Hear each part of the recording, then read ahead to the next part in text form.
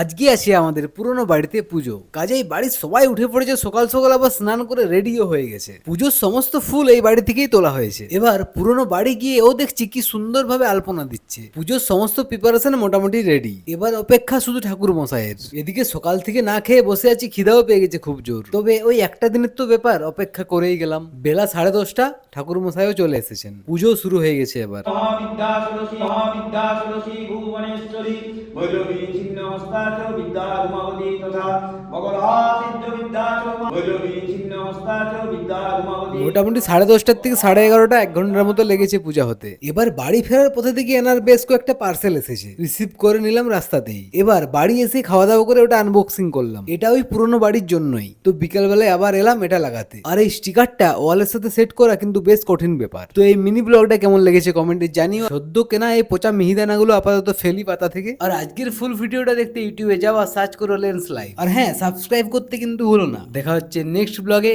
আজকের মতো বাই।